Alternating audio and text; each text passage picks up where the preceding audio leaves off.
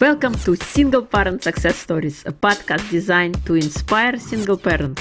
Here you'll find resources from self-care to finances to parenting and everything in between. Discover what it takes to thrive. Let the stories inspire you to what is possible.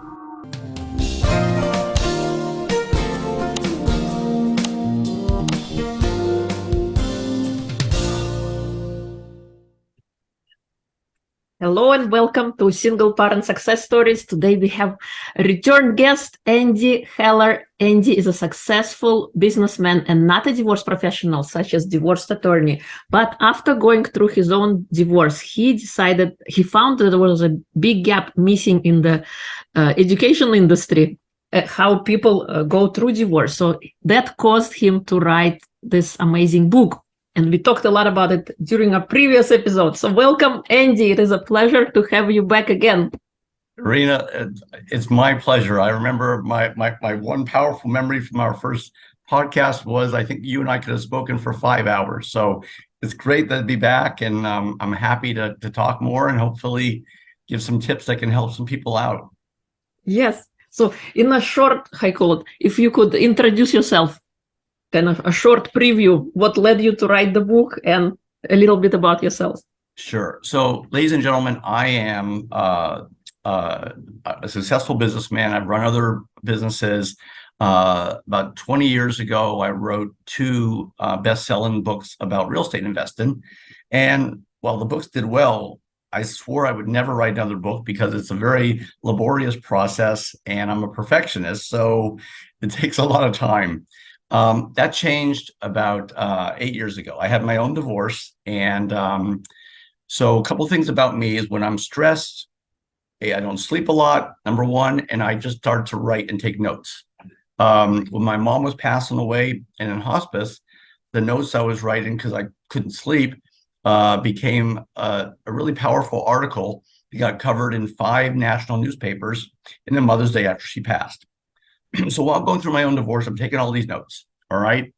And then my, at that time, wife and I, who were separating, we were in with a co-parent counselor, and she said to both of us, you both have a lot of drama going on. I think you can benefit from a therapist. I'm like, well, it can't hurt, all right? And I said, okay, I'll take a therapist, but I want a therapist who specifically has worked with divorced men. Okay. And I met this amazing therapist, and she was like my rudder. All right.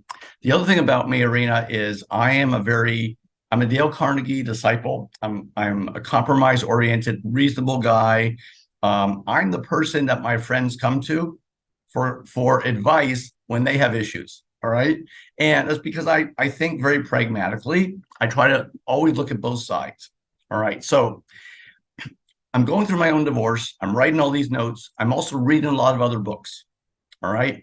And a number of times I would go into the therapist, and I can give an example if you want, once I'm done with my story.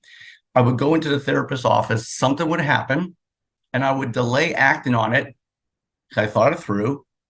But I have this appointment with the therapist. I'm going to talk to the therapist about it, make sure she agrees with me, and then I'm going to leave and act on it. So I cannot tell you how many times I walked into her office with a plan to do something based on something I was dealing with my ex-wife. I said, okay, this happened, and this is what I'm going to do. And she would listen to me very politely. Then she would go into her therapy speak. Well, Andy, I'm glad you thought it through. I'm very good that you've thought it through and you have your plan, but you're not going to do what you want. You're going to do this instead, which is the opposite. And I would sit and watch and listen how this advice would come out of her mouth, which was in many cases 180 degrees from what I intended to do. And again, I think I'm a pretty reasonable man and a reasonable thinker during conflict. And I would listen to her, and I was so moved by how many times my gut instincts were wrong. Because after I listened to her, and sometimes I had a little bit of pushback, but she would explain, and I'm like, oh my God, you're right. I need to do what you're suggesting, not what I plan to do.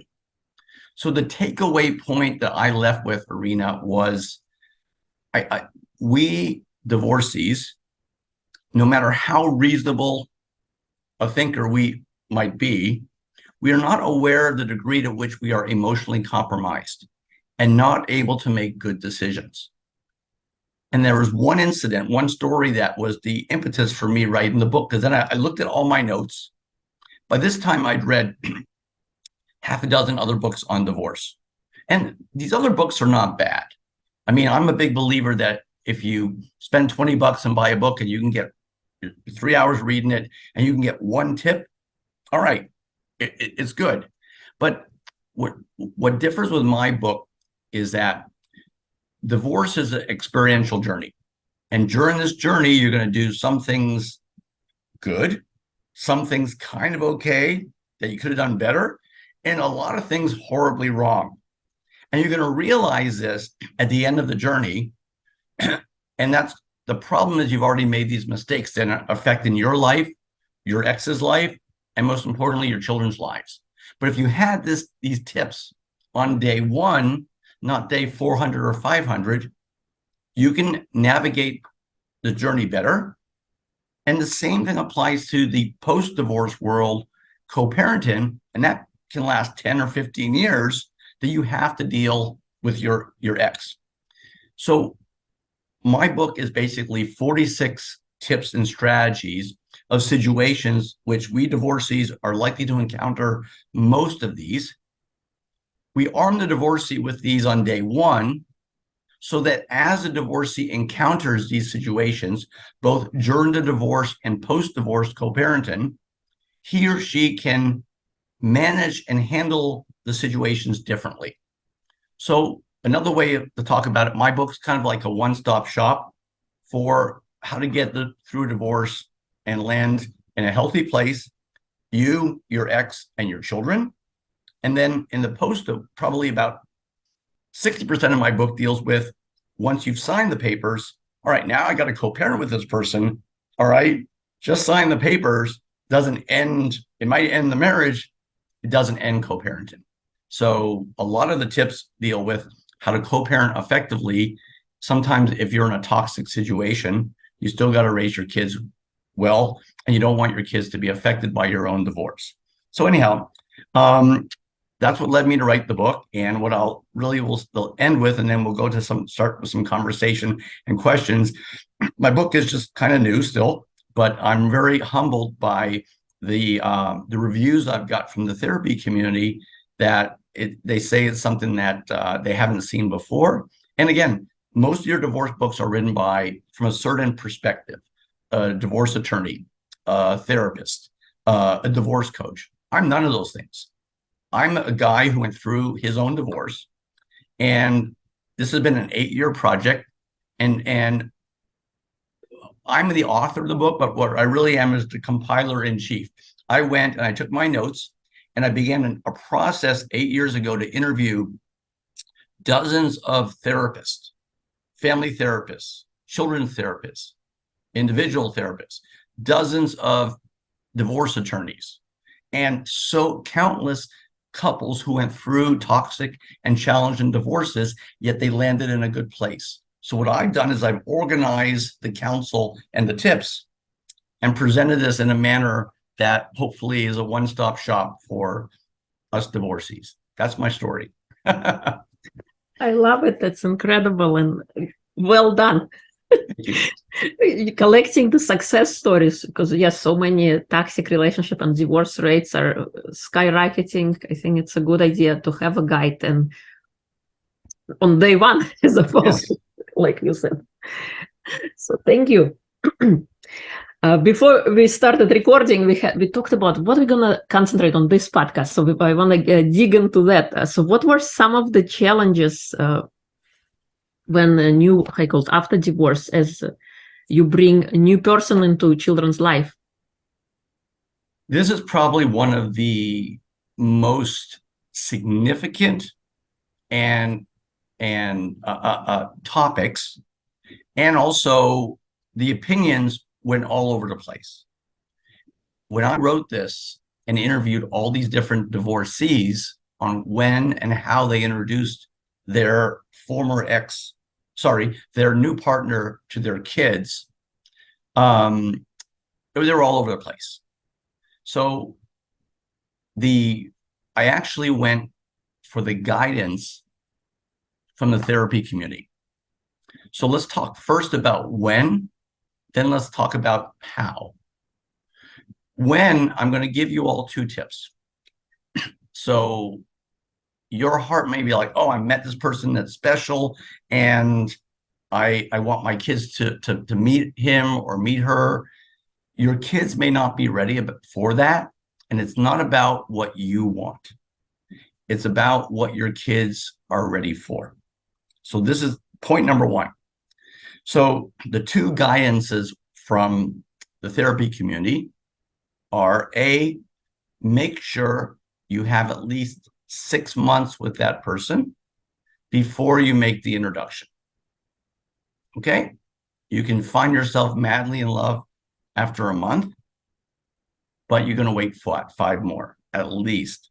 The second guidance, and I think this is actually really important, is you need to ask yourself a very honest question. Do you see yourself with that person 2 years hence? So you may be with that person for 7 months, but you don't see him or her as being long-term. Then your children do not need to meet that partner. That partner can be somebody who helps you, somebody who is important to you at the time, and they don't necessarily need to meet your children, or the children don't need to meet him or her. Okay, so those are the 2 key variables. In terms of how, I'm going to answer this with a great story. So with all these interviews I've done, the stories that I got were just, some of them were amazing, and a lot of them went into the book.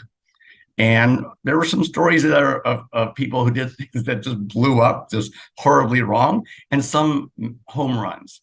This, to me, was a real home run.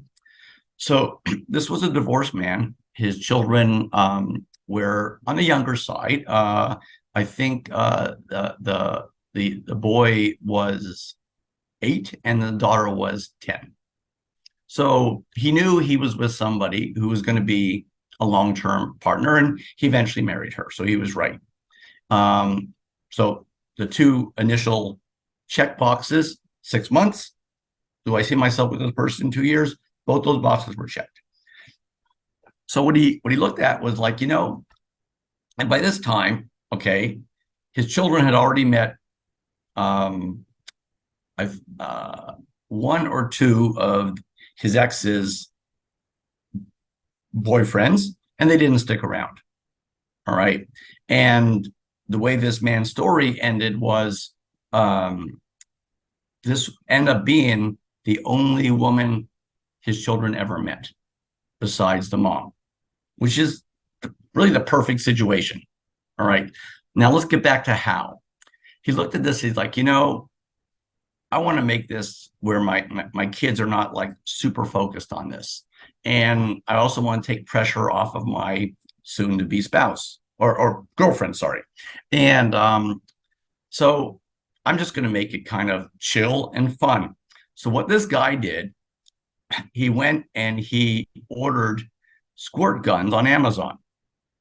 All right. Again, keep in mind that the age of the kids. You don't know if you can do this when the children are 15 or 16, but you can do it when they're younger. So the children were with him, and his girlfriend knocks on the door, and he says, "Hey, this is my girlfriend. We're going to play a game," like right away.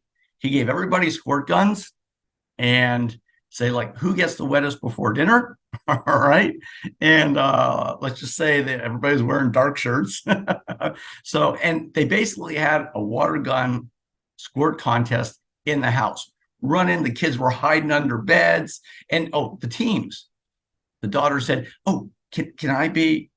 Let's pretend that the girlfriend's name is Susan. "Can I be on Susan's team?" "Sure." So it's boys against girls. All right, running around, they're just going nuts, laughing, having a blast. All right, and so this went on for about a half an hour while dinner's cooking.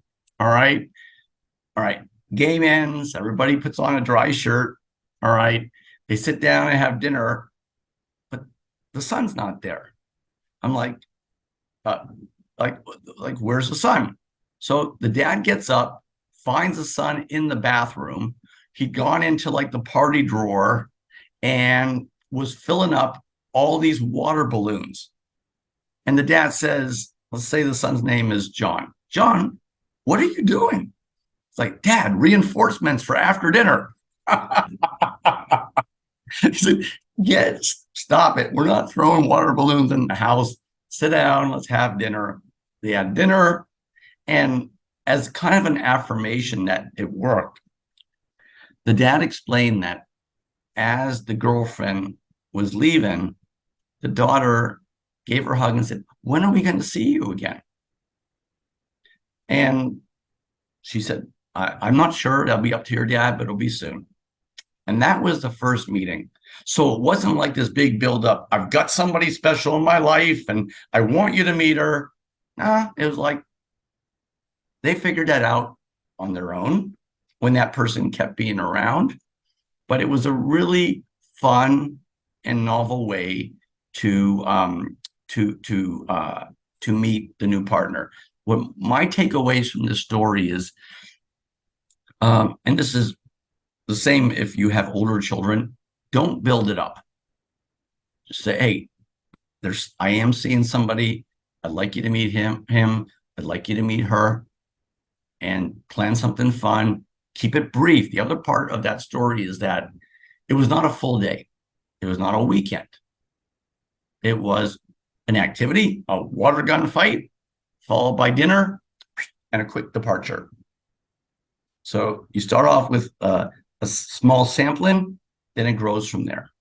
So I love that story, Irina. I think all of us that are dealing with or thinking about, how to make this introduction can learn a lot from that just fabulous story. Yes, I love it. And you made it so easy, so simple, and nothing big, just a fun outing or Yeah. not an outing at home.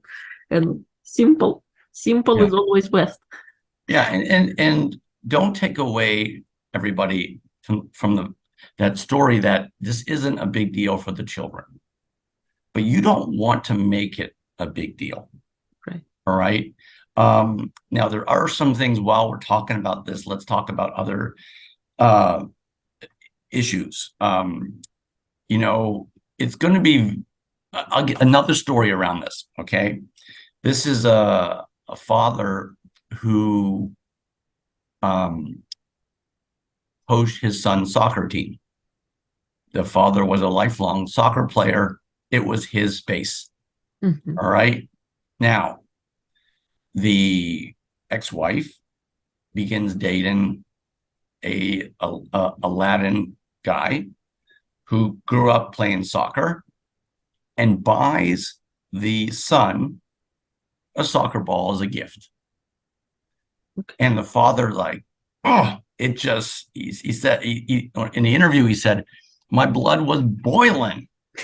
And that's my space. How dare he enter my space? Right. And he's just trying to win my son's love. All right. There's a lot of powerful points we can take away from this story. Number one is that you need to let that go. All right. You do not have a right to be concerned about what goes on in your former partner's home unless your children are somehow not safe. Okay. And he went on to say that his ex was a wonderful mom. She had a safe home. The children were not waking up with strange men coming out of the bathroom all the time. And he knew that. So he can be upset about that. He can allow his blood to boil. That's the type of thing you go in and you talk to your therapist about. All right. But you need to let it go because your children are safe. All right. Now, if your former spouse is dating somebody and you hear from the children something different, like might suggest that there is a dependency issue, or something else that's not safe, that is an issue that you have a right to begin asking questions and even taking steps to make sure that your children are safe. But your kid's getting a gift that you'd rather than not get from a new partner, you got to blow it off. It's part of the divorce world, and unless that's in your MSA agreement that the former partners have the right to approve gifts from new partners, it's not within your right, and you need to let it go. Mm-hmm. All right. One last thing I'll touch on that topic, and I'll see what your thoughts are, Irina, is you can also expect from younger children that you may hear things like, I just don't feel comfortable with mom's new boyfriend. All right. Now, this could mean that there's an issue going on and you have the right to look into that. It could also mean, I don't like seeing mom with a man other than dad. Okay. This is how young kids think. And one of the interviews I did reflected that exact story. The daughter said, I was uncomfortable with mom's new boyfriend. Mm-hmm. Mom's new boyfriend was harmless. It was just that what she was really saying is that I don't like seeing mom with anybody other than dad, because a lot of kids have that fantasy of mom and dad getting back together. And that man was destroying that fantasy. That didn't make him a bad guy, and it didn't put the kids in danger. It's just a reality of divorce. And this is not an easy thing for we divorcees to process. But you do have the right to ask a few questions and to if there's a suggestion that your children might not be safe. Okay? You really don't have a right to pry if it's just something that makes you uncomfortable, like a gift that shouldn't have been given in your opinion, or something like that. So drawing that line, the first thing I'll say is it's really not easy, because these things that you hear can strike an emotional chord, but it is important to draw that line and you got to focus on, did what I hear from my children suggest that they might not be safe in that home? That's pretty much all it comes down to. Thank you. Yeah, you do bring a good, valid point. That, we can't really, how you said in the other episode, that we cannot really control other people. We can control ourselves. And in yes. the situation, the children they're young, and it's understandable that this is how they want to see the world. And sometimes it takes time to process things and stuff. So.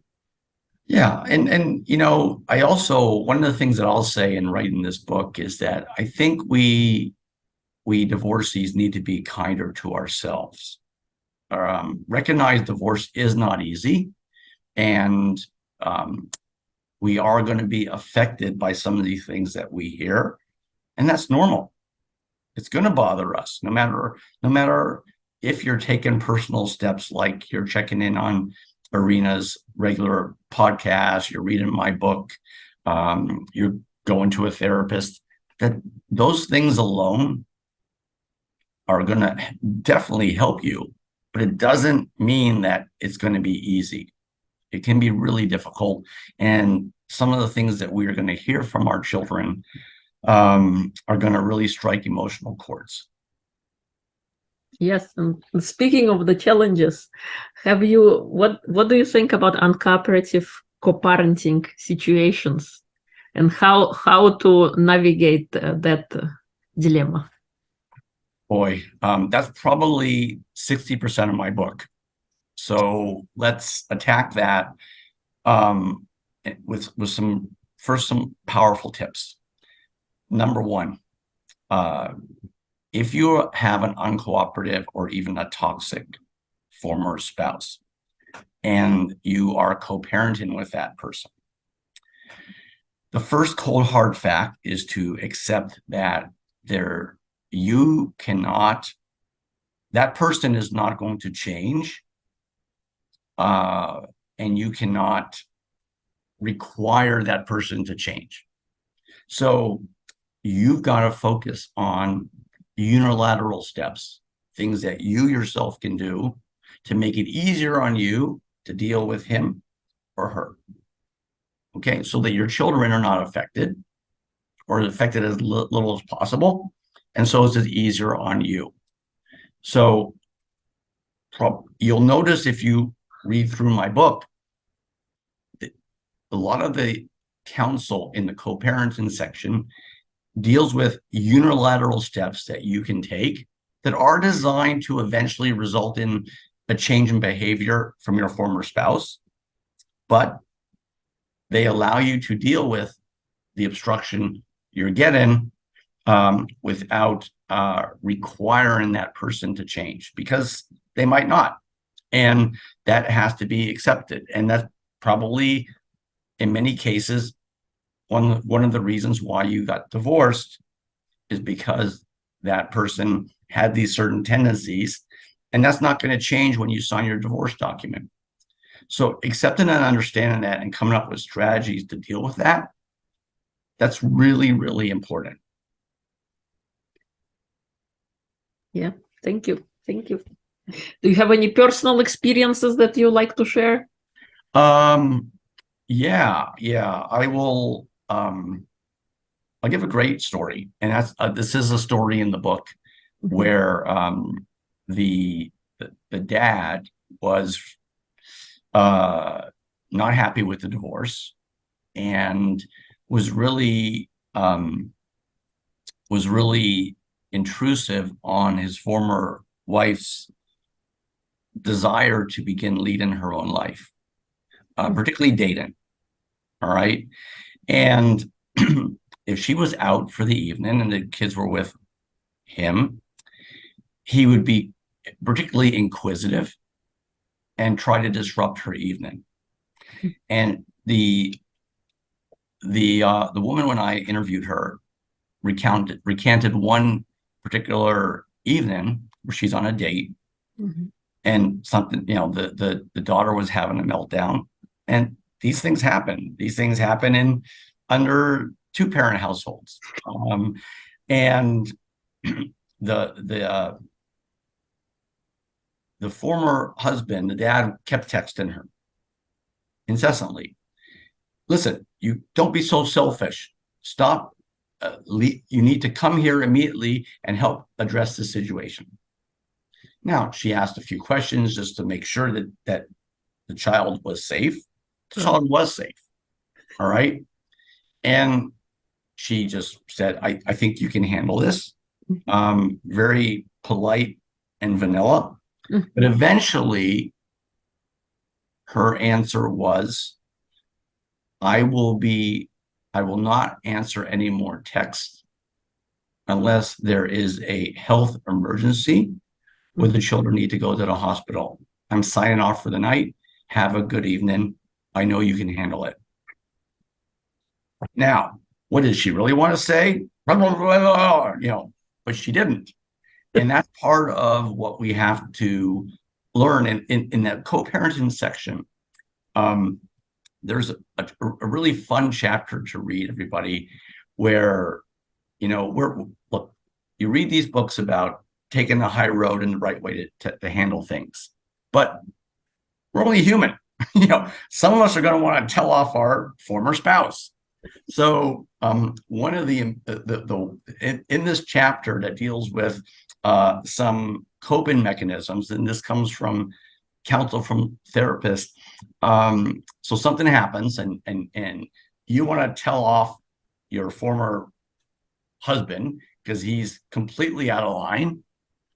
So you write one email that puts him in his place. then you write the vanilla email that you're going to send. So the fact that you wrote that email that told them off, you're going to feel pretty good about it, but don't press send. So this is an example of unilateral steps, okay? You're not going to change him. He is the way he is. Now, a lot of the unilateral steps and tactics and strategies that you will be utilizing are designed to get the person to change the way they act, but it's not a guarantee. And I'll go back now to the story that led me to write my book. Mm-hmm. I talked about how very often I would go in with my therapist, something happened, I would have a plan. Mm-hmm. So I asked my ex for a custodial time switch. Now, the one thing I'll say is, and this is this advice came from a co-parenting counselor. It's very powerful. The MSA, your divorce document, you cannot view that like the Bible or the Constitution or something that can't be changed. Maybe actually the Constitution is a good example, because what do we have, like 20-something amendments? Because it was written 200 years ago and things change, right? So the MSA, she said, you want to look at it as a framework, because life will dictate changes and you need to be flexible around that. So within the MSA, there are typically a custodial calendar, a custodial structure, sorry, by which the calendars are written. So, but you don't know what's going to happen, and people get sick, kids graduate, relatives graduate from high school and college and get married, and sometimes you got to change the schedule. So the husband, the father asked for a switch because somebody was coming in town that he wanted the kids to see. And the answer was no. Okay. Now, he felt he should have said yes. Maybe she should have. Then actually, this example was me. So I can switch from third person. This was me. So then I was asked for a custodial switch that I was able to do, but I said, I'll get back to you. And I come in with my therapist and said, okay, I've asked for something. She said no. I think she should have said yes. I think she should. It was just being difficult. And she now asked me for something. I said, I'll get back to her. I'm going to go and tell her I made a reasonable request. You made a reasonable request. Let's both say yes. Quid pro quo. Seems fair. And she said, Andy, that is what might seem like the right thing to do, but that's not what you're going to do. I said, what do you mean? But it's fair. I asked for something. She said no. She asked for something. I'm going to say yes, but give me what I want. She said, no, Andy, you cannot link request. If your ex-wife is asking something of you and you can reasonably make that accommodation and it's in your children's best interest, you're going to say yes for everything. She wants a weeknight that's on your schedule, give it to her, and she gives you a weeknight that's on her schedule. She wants to swap weekends because of her mom's visiting. You swap weekends as long as it's not inconvenient for you. Okay? Well, sorry. It can be inconvenient was not the word she said, as long as you can reasonably accommodate. Okay? You're going to continue to say yes. I think what will happen, Andy, is eventually she'll see that you are saying yes. She'll notice that you're not linking. And eventually you're going to stop hearing no's in 1.5 to 2 years. Well, my therapist was wrong. It took 6 months. And this is a great story. And this is the story that led me to take a step back, look at my notes. And I looked at myself in the mirror and I realized, Irina, how my decision making, my instincts were flawed, and I needed help. And even the most reasonable men and women were not able to make reasonable decisions because we're dealing with so much emotion and disruption in our lives. This story is a great example, and my therapist was 100% right that if my ex had a request, my children could benefit, and it was reasonable, the right thing for me to do was to say yes, irrespective of what she does reciprocally. But eventually, she was wrong about the time frame. My ex saw that, well, I mean, he's saying yes to everything for the most part. And if I couldn't say yes, I gave her a good reason. I said, look, I'd like to say yes, but I can't because of this thing I have planned on this weekend or this night. Okay. And my unilateral steps eventually resulted in a change on the other house. Right. And this is probably one of the most powerful points in my book, is that you need to focus on yourself and unilateral steps you can take. And a lot of these actions are designed to eventually result in a change of behavior on the other end. That story I gave you about the divorced woman on the date, I actually, I'm done with the book, but I actually ran into her about a year ago. I said, just curious, because the part I didn't say about that story is she used to engage a lot more on these texts. And when I interviewed her, she had just begun, based on the guidance of her therapist, changing her tactics to not engage. She would answer politely and eventually say, I'm checking out for the night. You got this. That was pretty much the message.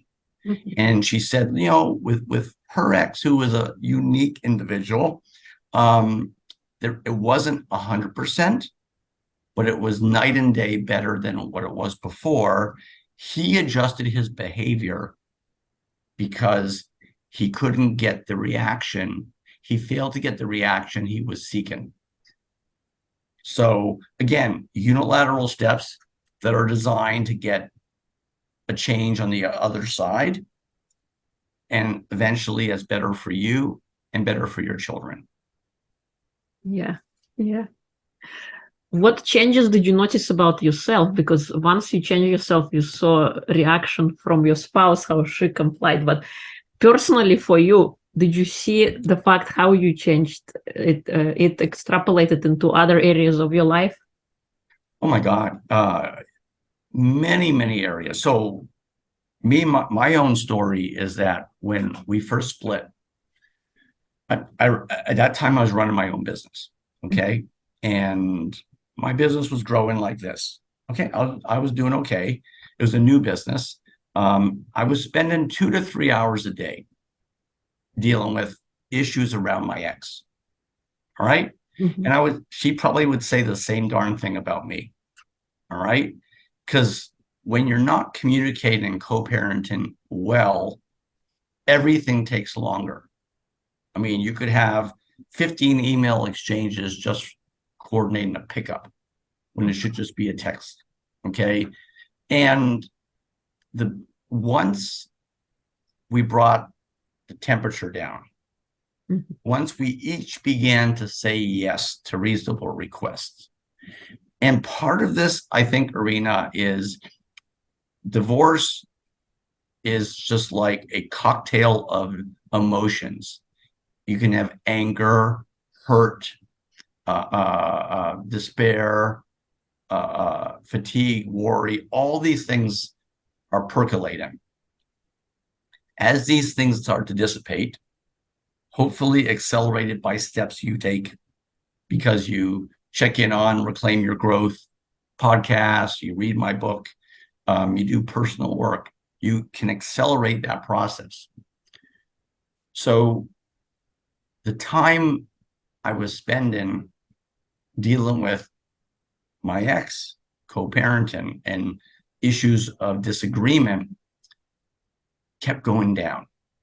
Eventually, what was 2 to 3 hours a day became 5 or 10 minutes. And most of the contact was around logistics, which is the way it should be. Right. What happened, two things happened. Number one, my business took off. Okay. You imagine having an extra 2 or 3 hours a day to put into your business, or whatever you're doing in life professionally. And ironically, shortly after that, a new person entered my life. Okay. And I'm a big believer that, when you get divorced, let's assume for right now, there's no third party. Your marriage just ends. There's not a third party. All right. When you end your marriage, it's not like you had romance and intimacy up to the week before you ended the marriage. Typically, romance and intimacy ended months, if not years earlier. Okay. So it is completely normal and completely natural for those that are separated into two households to desire romance, to want it, because that's been absent in intimacy and romance. It's really normal. The part that I think is really powerful is, while we miss it and desire it, most of us are not ready for it on that first day. So you may be out there dating on these dating sites, but you're not emotionally ready. Okay. So the benefit of accelerating the process of getting along with your ex, having that anger dissipate, and to get into a point where you're spending minutes dealing with him or her instead of hours, is also going to align with when you're emotionally ready to bring a new partner in your life. And I am not connecting sex and intimacy. Okay. When I talk about intimacy, I mean really having your heart in a place where it is healed to the degree to which somebody else can enter it. Okay. That's not always the same thing as sex. It's about real romance and bringing in a true partner. So for so many reasons, consideration for your children, consideration for your ex, and also for your own selfish well-being, accelerating the process of healing is so good and so important. And this is why I focus again on unilateral steps. You can't control what he or she is doing. You can control what you do. And a lot of the guidance that I'm offering in my book comes from brilliant therapists that's designed to shorten that period of recovery so you can get in a healthier spot and begin that next chapter of your life. And one of the things, there's a really interesting chapter around the beginning that called the need for speed. What does that mean? So if the decision to get divorced is made, and it's the decision that you and your ex, your spouse have reached, and it is the right decision, then the faster that's done, then the faster the healing process can begin. You do not want to be that family that takes 5 or 10 years to finalize their divorce. And there are lots of couples I interviewed that fell into that camp. And that's going to only delay you getting to that next stage. So the need for speed is to shorten the window of time from the decision to divorce to finalizing the divorce, and get into that next stage to also shorten that time to where you're able to, you reach a point where you can co-parent effectively, where your former spouse is not having as much of an emotional trigger in your life as he or she is likely to have in the early months after the divorce. Yeah, yeah, you're so right. Oftentimes, Heiko, it takes time, and yeah, we are rushing into things, but it's important to find yourself, especially after divorce, to spend time on yourself and look into your things, like what do you like, what do you dislike, what instead of jumping into another relationship and not having the space for a new person, but having this rebound relationship that never leads anywhere. So yeah, there's rebound is really the perfect word. And let me just state, there is nothing wrong with going out and sowing your oats a bit. Okay, what I'm talking about is after you've sowed your oats a bit, and to be in a place where somebody impactful and maybe permanent can enter your life, and that's very, very different. Okay, and you want to be in that place as fast as possible. And many of us going through divorce, we might think we're there, but we're really not. So, and I'll tell you, in most new partners, the last thing they want to hear about is your former wife or your former husband.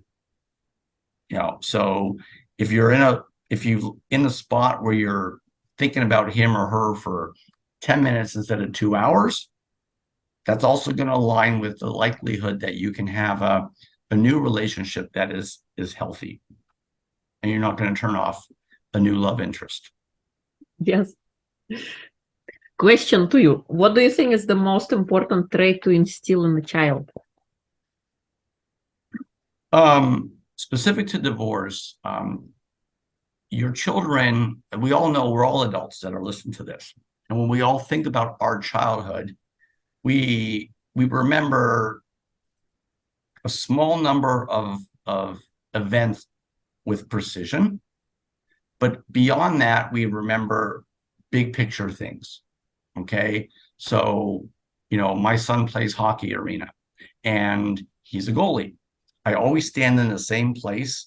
I'm typically standing with the opposition parents because they're watching them shoot on goal. And I want my son to remember, he's not going to remember individual games, but he's going to remember that dad was always on the left watching me at 15 feet from the goal. That's what he will probably remember, something big picture like that.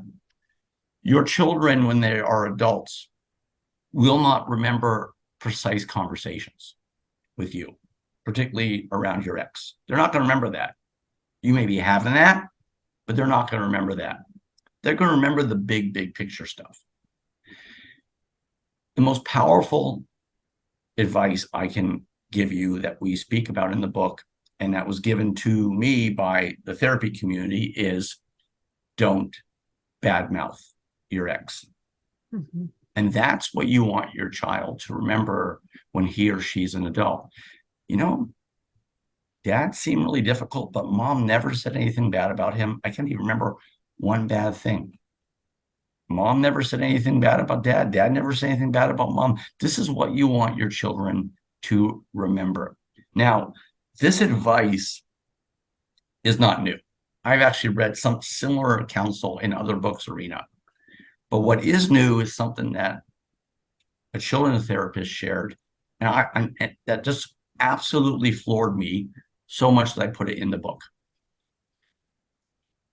Your children, even at the youngest age of ages, they understand one powerful point, that they are the product, and they may not understand genetics and DNA, but they understand that they are the product of mom and of dad.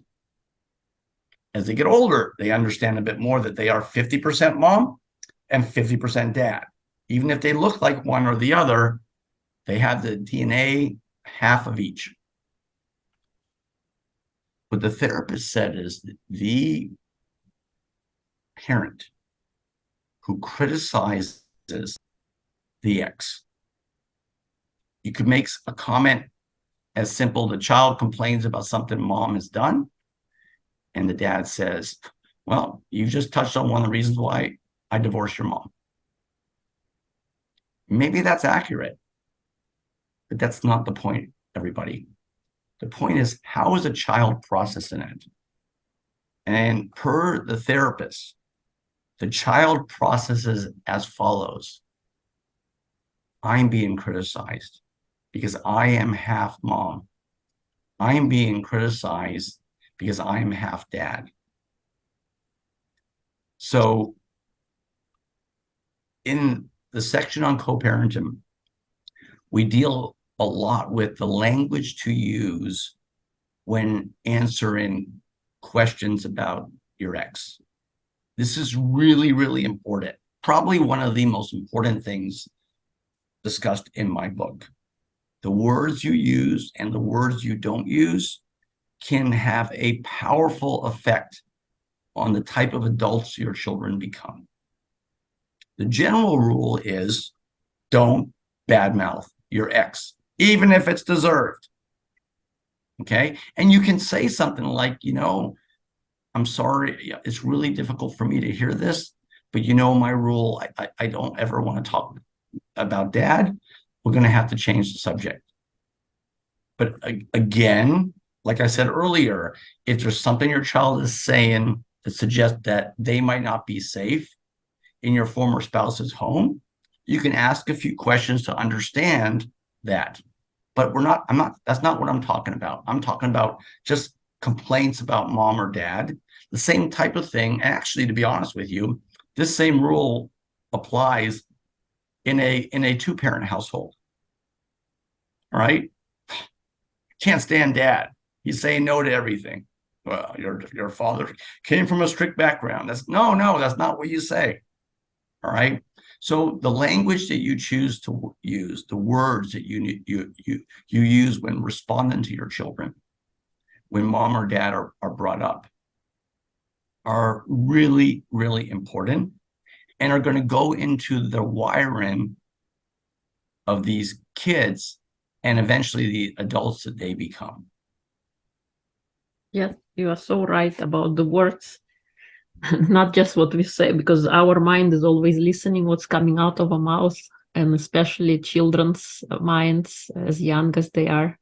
Yeah. And parents being the figures of authority, children take their words and literally sometimes. And yeah. Well, before we leave that topic, let me give you a story that is actually a bit different. It's not about a child who complains about the other parent, but particularly with younger children, they may make some innocent comments that can be really, really painful. And again, there has to be a strategy for how you're going to answer these comments. So in this chapter, there's a dad who takes the kids on a Disney trip. And they just had a great time. He took time off from work. He paid for everything. And the mom happens to be out of town around Disney. And the exchange is actually going to occur, I guess, a half hour away from the park. And mom's going to take the kids for the second half of, it was either winter break or summer break or whatever. All right. So the dad is just taking time off from work. He's just blown a bunch of money on Disney and driving to meet for the custodial exchange to meet his former wife. The daughter says, I miss mom so much. I can't wait to see her. Now, what did the dad, again, remember I talked about there's the response you want to say that maybe you'll type. Then there's a response that you're going to say. And this is a really, really powerful chapter. And what did the dad want to say? Well, it'd be really nice if your mom took some of the time that I'm taking to give you experiences. Do you have any idea how much money I've spent on this trip and what it took me to make this happen for you? That may be what dad wants to say. What did he say? What should he say? I understand, sweetheart. Divorce can be tough. We miss one parent when we're with the other. You'll be seeing mom soon. I've enjoyed my time with you so much.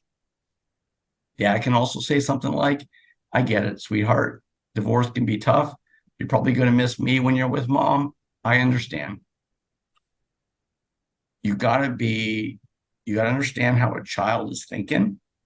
And again, we all recognize that these words that come from children, particularly when they're younger and very innocent, they can really hurt. But their world is different. And it's very important for you in a two-household environment to allow their world to soften the blow of the separation into two households. So a vanilla response like that to what that young girl said is perfect, because divorce is painful, and it does mean that, and it probably does, she probably did miss the dad when she's with the mom, but he's not going to hear that. All right. So anyhow, so controlling your words with your children is absolutely vital. Mm-hmm. You're right. What is your most, I call it, do you have a self-care practice that allows you to be, I call it, to be present, to not say things that you want to say, but like you made an example? Yeah, well, what is that in your life? There's a chapter in the book. Again, the book is not about Andy Heller's divorce. I was just a guy who went through a divorce. I did some things pretty good. I did a lot of things wrong. The counsel and advice in the book, it comes from the real experts. I'm just the organizer in chief. But one of the most interesting chapters, Irina, was a story where the couple split up and the mom stayed in the family house. And for about 3 or 4 months, the dad stayed with friends before he got his own place. So this was their separation period. So part of his time was in their former house, which was now her space. Okay. And the mom was completely oblivious to the fact, like a lot of divorcees are, that she was kind of verbally abusive. All right. Now let me just talk about that title for a second. The title verbal abuse is tossed around a lot in divorce. What I learned with my interviews is that when a relationship has expired, very few couples are kind to one another. So there's probably verbal abuse on both sides. It's not just, but you're only sensitive to what's coming towards you. All right. So, because again, the relationship has expired. There's a reason why you guys need to split into two households. But he found it particularly difficult. He was coming into her space, and that it was now her space. And his time with the children was in her space. And he did not like the way he was being spoken to. And he found it disrespectful, and he found it difficult. Like your question, what was his coping mechanism?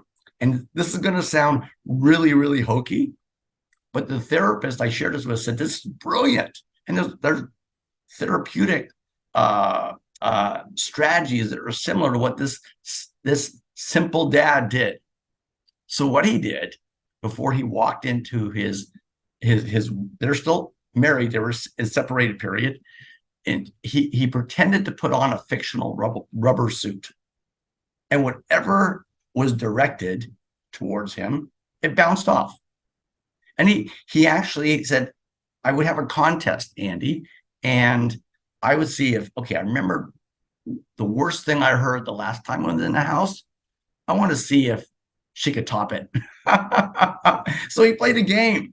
But the thing is, every insult, every demeaning comment, every criticism of his parenting would bounce off.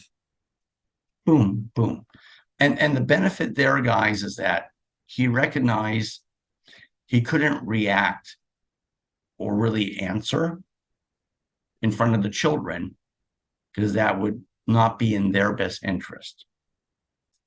So his coping mechanism not only made it easier for him, but the most important part is it took into account what his children needed to hear or not hear. And look, he knew I'll be in my own space soon enough. I just need to let everything bounce off my chest when I'm in her space, so my children don't hear us bickering and they don't see me affected. And it was the right thing to do. So that was a really great story of a coping mechanism that kind of sounds a little bit hokey, but it worked for that guy. And we women that are find ourselves in situations where, again, so what I said earlier was you cannot ever badmouth your spouse or former spouse. That's not a guarantee that your former spouse is going to play by the same rules, guys. All right. And you may hear stuff like, well, dad says this about you, mom. Well, then your answer will be, I'm sorry your father feels that way, but my rule in this household, he's your father. I'm not going to speak badly of your father. And then you change the topic. So you notice what just happened with that sentence, everybody. You acknowledge, you respond, finally you deflect. And in the chapters that deal with how to handle or a former spouse who's not playing by your take the high road rules, acknowledge, respond, deflect. It works. Yes. And your kids, what will they remember when they're adults? They're not going to remember the individual conversations. They will remember that mom never badmouthed dad or vice versa. And they're going to respect that. Yeah. Thank you. Those are some great points. And I totally agree with you. It's important for kids to have that memory of that they have a dad and they have a mom, and let them form their own opinion without our influence, because what happens between husband and wife kids shouldn't be collateral damage because parents they should not be, Irina. And finishing up that section, what I'll say, everybody, is my guidance today doesn't mean it's easy. And this is why probably half of my book deals with post-divorce co-parenting. It's not just how to get through a divorce. Doesn't end when you sign your MSA. It effectively ends when your kids are out of the house. And even then you're going to have graduations and marriages and some, maybe some family emergencies where you're going to have to deal effectively with your former partner. So having these skills that you can own and manage and work on unilaterally, to me, is paramount to being able to raise your kids to be healthy adults. The number one complaint I heard in all my interviews, Irina, he won't do this. She never does that. No matter what I do, he, no matter what I do, she. Mm-hmm. My big picture point is put on our big boy pants, accept that, and focus on what you can do in the mirror to manage and lessen the fact that your ex continues to do A, B, C, and D. You couldn't control that person when you were married, and you certainly can't control them now that you're divorced. The only person that can be controlled is you, yourself, and the steps that you can take to lessen that person's impact. And I do want to say one thing about my book and the title. There is a mistaken inference when I say the book is Take the High Road, Divorce with Compassion for Yourself and Your Family. And it's funny, I was speaking to a reader who said, well, I think, well, the person had not started reading the book yet. Mm-hmm. I guess what you're saying in this book is always give in, but I just don't think, that can be pretty expensive. The opposite is true, everybody. And this comes not from me, but from attorneys. Taking the high road is going to save you money. Taking the high road is also going to reduce your stress, because there is a relationship between conflict points and financial cost and stress. So if you say, okay, I'm going to compromise on these 17 things, and I'm just not going to worry about them.